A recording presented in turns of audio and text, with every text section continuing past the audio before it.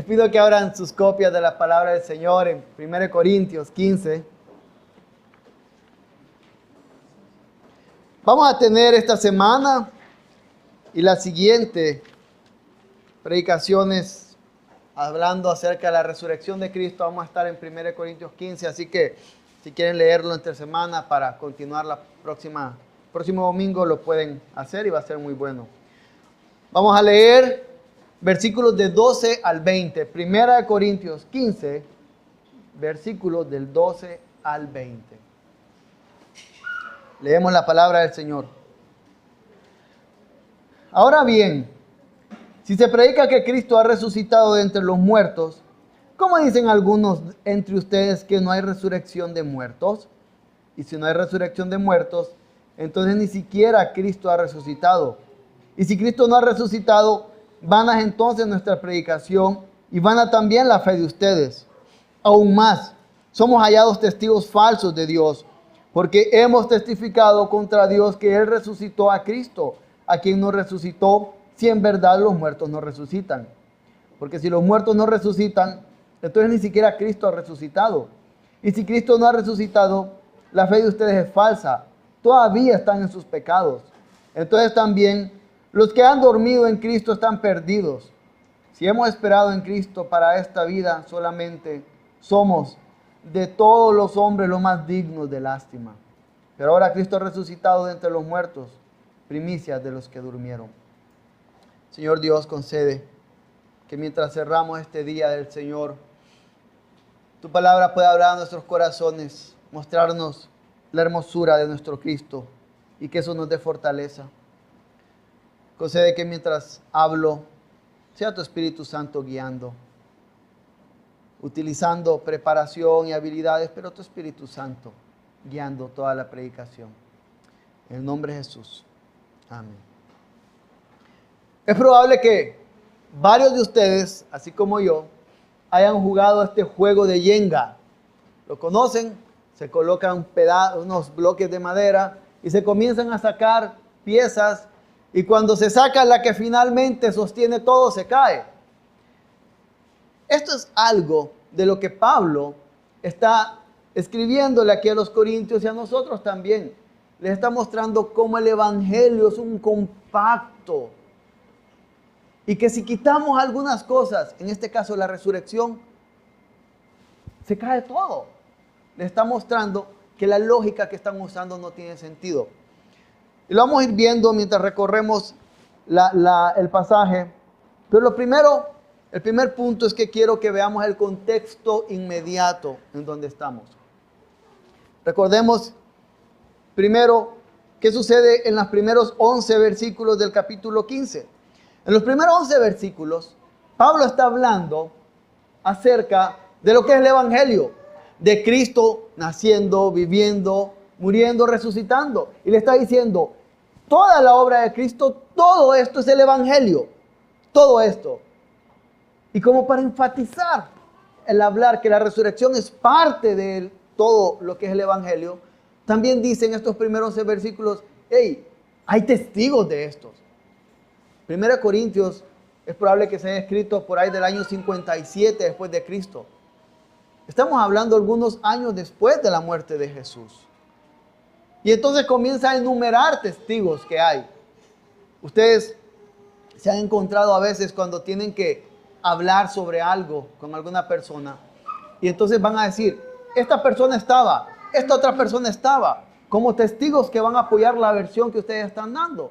Entonces Pablo dice que habían otros que también, como Cefas, que es Pedro, los 12, hubo 500 hermanos, algunos ya han muerto, dice, otros aún están con vida. Jacobo, después nuevamente todos los apóstoles, y por último dice Pablo, y a mí también se me apareció. Entonces está dejando claro desde antes que la resurrección es parte del evangelio y que hay testigos de esta resurrección. Y con este contexto viene, y vamos al segundo punto, que es una lógica sin sentido. En el versículo 12 les dice, ok, estemos claros en algo. Cristo resucitó. Que Cristo haya resucitado es parte del evangelio. Pero algunos de ustedes andan diciendo por ahí que los muertos no resucitan. Entonces Cristo no resucitó. Porque Cristo murió. Bien muertecito. No fue una ilusión. No fue un desmayo. Murió en verdad. Entonces les dice, entiendan lo tonto que es la lógica que ustedes están utilizando ahora. Que si están diciendo que nadie resucita, entonces Cristo no resucitó. Pero yo cuando estaba leyendo esto y también cuando escuché a un pastor que predicó sobre esto durante la semana, él hacía una pregunta y fue interesante pensar en eso. ¿De dónde pudo haber venido todo esto? ¿De dónde vino esta idea? Sí, de la influencia pagana que había alrededor, un pueblo gentil, griego, dioses, muchas cosas. Pero también había algo interno pasando en esta iglesia. Habían pecados pasando, pecados permitidos, promovidos. Y que cuando se empezaron a promover y a aceptar pecados, es indudable que vamos a llegar o que iban a llegar ellos a cortar elementos del evangelio para justificar sus pecados. ¿Recuerdan ustedes cómo inicia Corintios? Hey, yo soy de Apolos, no, yo soy de Pablo. Una iglesia dividida. Comienza a mostrarse que hay división en este lugar. Y luego vamos avanzando y vemos que hay un hombre acostándose con su madrastra. Y lo han tolerado. Han dejado que esto pase allí. Tienen que excomulgarlo.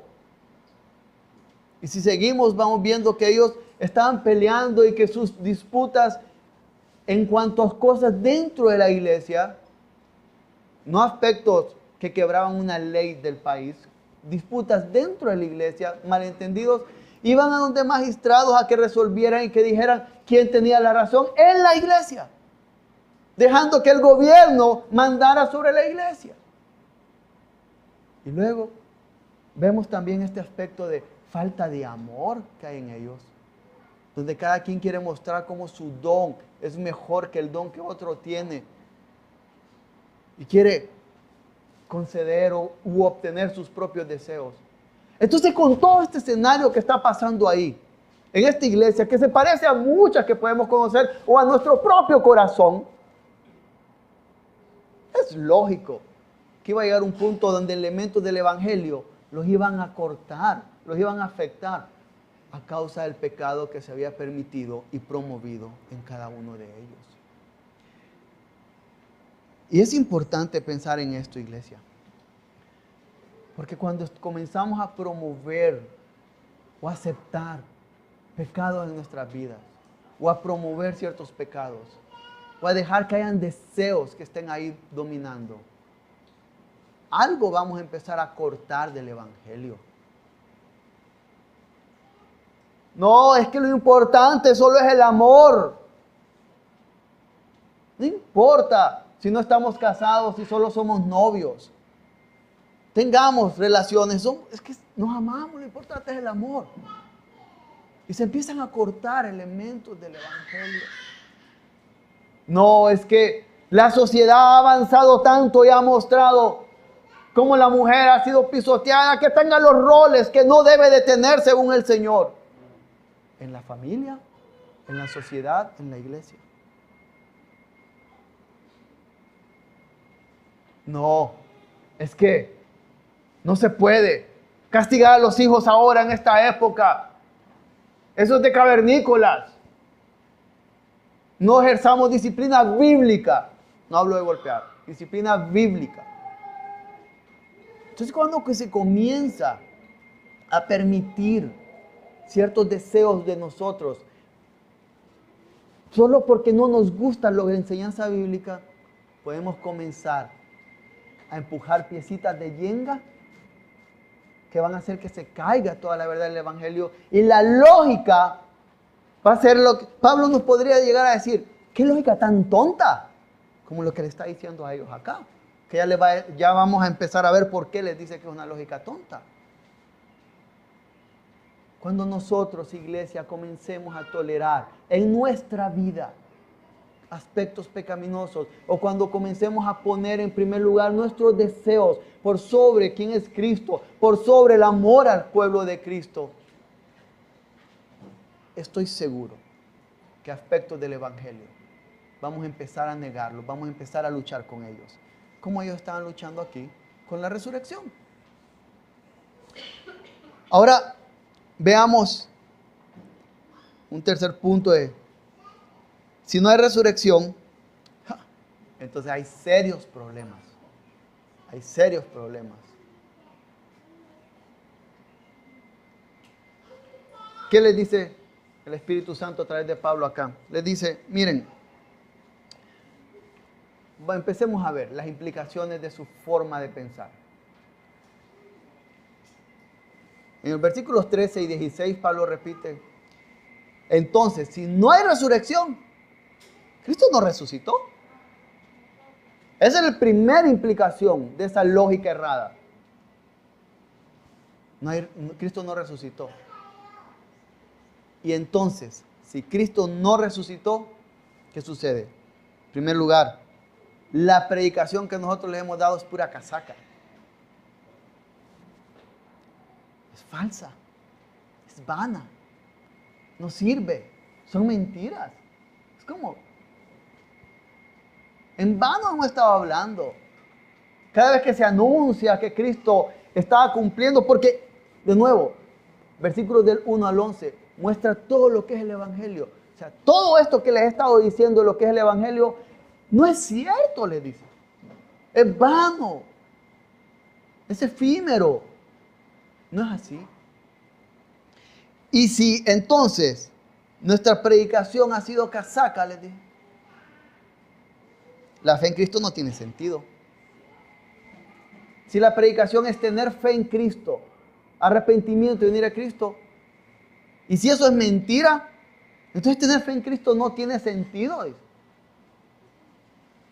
¿Para qué vamos a estar diciendo ven a Cristo? Que ustedes vengan a Cristo no tiene ningún tipo de sentido. Que ustedes crean que Cristo es el sacerdote que intercede por ustedes ante el Padre cada día, no tiene sentido. Que no hay nadie intercediendo por ustedes entonces.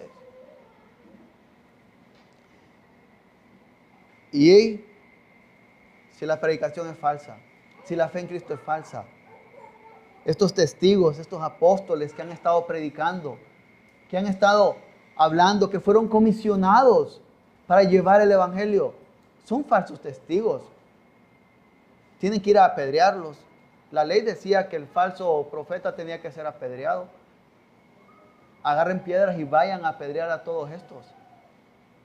Sean consistentes con su forma de pensar.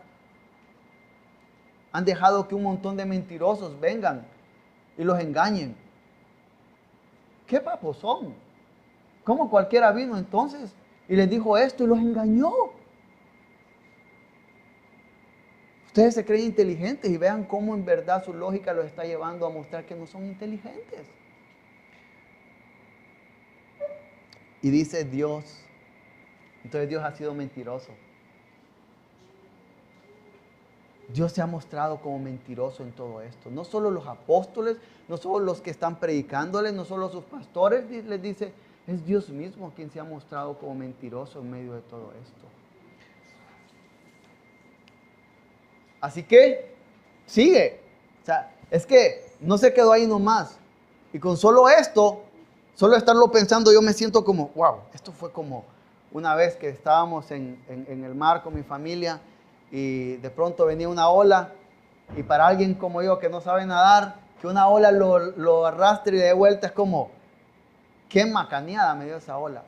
En este momento, ya sentirse de esta forma es como, ya están golpeados. Pero hay más todavía. Hay más todavía en esto. Y les está diciendo, ¿saben qué? Significa entonces que si Cristo no resucitó, todavía viven en sus pecados. Nadie ha pagado la deuda. No han sido redimidos. No han sido comprados a precio de sangre. Aún tienen esta deuda ante el Dios Todopoderoso. Y la paga del pecado es muerte, muerte eterna. Van camino a condenación. No pueden decir que son limpios. No pueden decir que han llegado al lugar santísimo a través del velo, que es la carne de Cristo rasgada, y pueden llegar ahí. No, no lo pueden decir. Siguen necesitando que alguien mate animales todos los días por ustedes. Porque siguen viviendo en pecado si Cristo no ha resucitado. Y viene y toca algo que seguramente les dolió. Las personas que ustedes aman, que ya murieron, vivieron en vano. No hay esperanza para ellos. Cuando ustedes les dijeron adiós en la tumba, fue la última vez que los vieron. Y esas personas murieron engañadas, les dice. Porque no tenían esperanza. Y por todo esto, significa que entonces ser cristiano, le está diciendo, es tener esperanza solo para esta vida. Y miren, hermanos, sin la resurrección de Cristo, es probable que ni siquiera en esta vida haya esperanza. O sin Cristo, ¿acaso hay esperanza y hay forma de entender cuando nuestros cuerpos están luchando, cuando otros nos odian, cuando las cosas salen mal, cuando hay pruebas, cuando se muere aquí que amamos, cuando viene ese diagnóstico que no queríamos? Ni siquiera para esta vida se puede llegar a tener consuelo. Recuerdo cuando vino la crisis económica del 2008 y ver noticias de un multimillonario que cuando yo pienso en la cantidad de dinero que tienes, ni me cabe en la cantidad de ceros en la cabeza, pero porque había perdido la mitad de esa cantidad de dinero, se tiró enfrente de un tren, porque su vida había perdido sentido. Con toda la cantidad de dinero que tenía, multimillonario. Ni siquiera en esta vida alguien puede tener esperanza sin Cristo. Y si Cristo no ha resucitado, no hay esperanza ni siquiera acá. Y para la vida eterna, mucho menos entonces. Eso es lo que les está diciendo. No hay esperanza. Padres, les dice, si alguno de sus hijos muere antes que ustedes, despídanse, no los vuelven a ver. Eso es lo que está pasando, les dice. Entienden las implicaciones. Y por esto, ustedes son dignos de burla. Si estamos creyendo que no hay esperanza y que todo lo que podemos lograr es algún beneficio en esta vida, de amigos en la iglesia, de alguna cosa que podamos sacar de ser parte de esta iglesia, pero no hay nada más allá, somos dignos de burla. No somos distintos, le dice, no son distintos de los que están adorando a Zeus o a Afrodita o a cualquier otra deidad que había. No son distintos de eso, les dice. No hay nada, merecen la burla.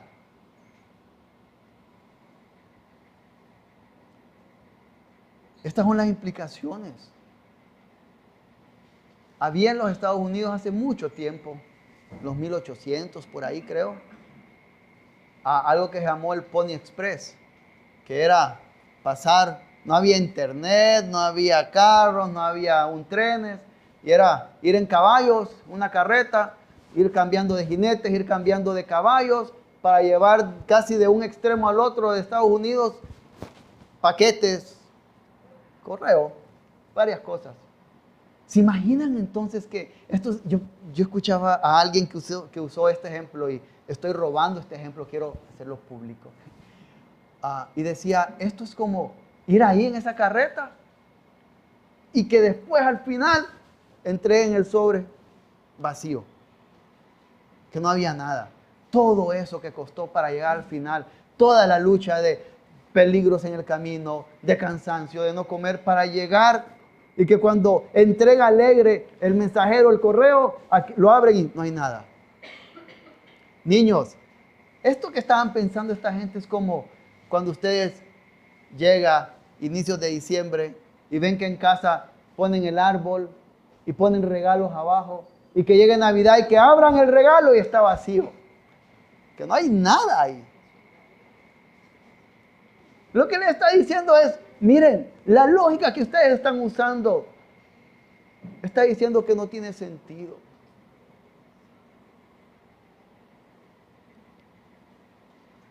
Todos luchamos con cosas al vivir para el Señor. Familia que no los comprende cuando tienen que decir no muchas veces a cosas para ser fieles en el día del Señor. Personas que ustedes aman mucho, pero que creen que ustedes no les aman. Porque nunca pueden estar ahí para grandes cosas. Porque eso implicaría aceptar ciertos pecados.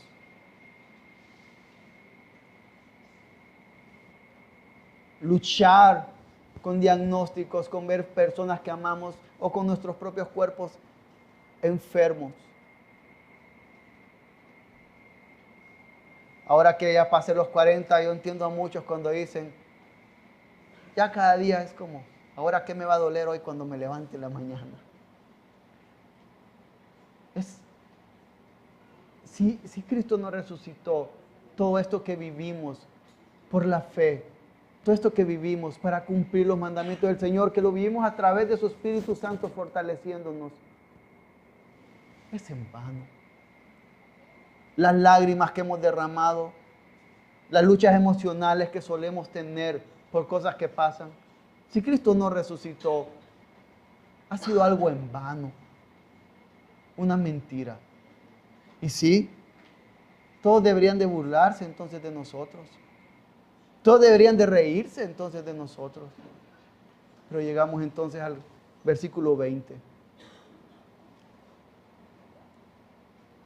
Que nos dice, y lo voy a leer. Pero ahora Cristo ha resucitado de entre los muertos, primicias de los que durmieron. Después de decirles, ustedes no entienden lo tonto que es lo que están pensando y que permiten esa tontería solo por sus deseos pecaminosos y que están destruyendo un montón de cosas y están destruyendo la esperanza que ustedes pueden tener. Pero ¿saben qué? Cristo sí resucitó. Cristo sí resucitó, les dice. Y que Cristo sea resucitado significa que nuestros pecados en verdad son perdonados.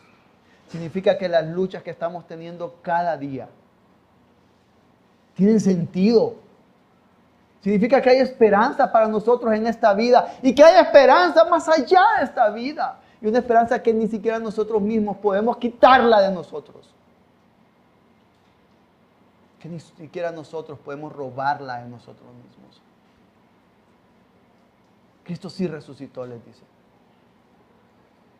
Y la misericordia de Dios es tan grande que aunque estén pensando de esta forma tan loca, el Señor los vuelve a su redil. Pero les dice, Cristo sí resucitó. Primicias de los que durmieron. ¿Qué es una primicia? Lo que va primero. Viene algo después. ¿Y qué es lo que viene después? Lo vamos a ver desglosado la siguiente semana, hablando un poco sobre nosotros. Pero lo que viene después es nuestra resurrección. A veces nos quedamos pensando solamente en que sí, una vez que nosotros cerramos nuestros ojos aquí, los abrimos en la presencia del Señor. Pero hay algo más. Hay algo más. Habrá un momento donde seremos resucitados en un abrir y cerrar de ojos. Y si alguien está vivo, será regenerado en ese momento. Y tendremos cuerpos glorificados. Y serán estos cuerpos de alguna forma, estos cuerpos, no sé, hay muchas cosas que no sabemos. Pero ya nuestros cuerpos no estarán luchando con la enfermedad, no estarán luchando con el dolor. Nuestras emociones no serán esas que nos están golpeando de un lado para otro. Y todo tendrá sentido. Cristo es la primicia, después vamos nosotros. Esto significa que cuando le hemos dicho adiós a alguien, si esa persona está en Cristo, lo volveremos a ver. Estuve con algunos de ustedes en un velorio estos días y nos decían, se fue, pero está con Cristo y lo volveré a ver. Esa es la esperanza que tenemos, porque Cristo sí resucitó. Y después vamos cada uno de nosotros. Y lo maravilloso va a ser saber que no estaremos con todos los dolores, con todo lo que hay. Hay muchas cosas ahí, pero podemos ver por lo que nos muestra la palabra. Cristo tenía un cuerpo, se podía tocar, comió, bebió. Hay muchas cosas maravillosas que vamos a poder tener. Y hermanos, no vamos a luchar con el pecado. Hay días donde de distintas formas como golpea el pecado mi corazón. Hay días que creo que ustedes como yo nos sentimos que no parezco creyente. Como el pecado está dominando. No vamos a luchar con el pecado. Ese es algo maravilloso, pero además, y lo más importante, es que en ese momento, en ese lugar, estará Cristo. Cualquier cielo no va a ser cielo sin Cristo. Cualquier paraíso no va a ser paraíso sin Cristo. Cristo será la razón, el motivo central de eso, de ese lugar. Será lo que le dará belleza a ese lugar. Eso va a ser lo mejor de todo. Poder estar. Así como aquella mujer se sentaba a sus pies a escuchar mientras la hermana andaba afanada, podremos sentarnos ahí. Yo estoy convencido que va a haber trabajo. No creamos que vamos a estar solo sentados, va a haber trabajo. Pero será también un momento donde ya no estaremos sudando tanto. No será tan doloroso. No era doloroso. Y todo es porque Cristo estará ahí. Si usted es creyente, usted puede descansar en esto. Usted puede estar seguro que esa lógica que estaban exponiendo ahí es una lógica tonta y no es cierto. Lo que nos recuerda aquí es estos que dicen que no hay resurrección. Están locos. Hay resurrección. Y usted puede tener esperanza. Cada uno de nosotros puede tener esperanza a pesar de nosotros. A pesar de nosotros. Porque no depende de nosotros, depende del Señor. Y podemos tener esa esperanza. Si usted no es creyente, si usted está viviendo aún con esos deseos pecaminosos, dándole rienda suelta, usted no tiene esperanza. Pero puede tenerla. Puede venir a Cristo. Puede estar seguro que cuando le diga adiós a una de las personas que ama y que están en el Señor, le volverá a ver. Puede encontrarle sentido a las dificultades de la vida cada día. Y como nos dice Hebreos, que lo hemos estado leyendo por las mañanas, hoy es día de salvación. Así que, si usted no es creyente, venga a Cristo. Y nuevamente creyente, cristiano, hijo de Dios, descanse en el Señor. Descanse en esa esperanza que no depende de nosotros, sino que del Señor. Y si depende de Él, es una esperanza firme, es un ancla firme, como dice Hebreos 6. Oremos. Señor Dios, qué bueno es saber que la resurrección es real. Qué bueno es saber que Cristo resucitó y nosotros vamos a resucitar. Qué bueno es saber que no depende de nosotros, sino que de ti, Dios Trino. Y si depende de ti, eso está seguro. Es probable que hoy aquí hayan personas que no te aman, que te aborrecen. Concédeles la salvación. Concédeles esta esperanza de la cual solo escuchan, pero que no pueden disfrutar. Oh Señor, todo te lo pedimos. En el nombre de Jesús. Amén.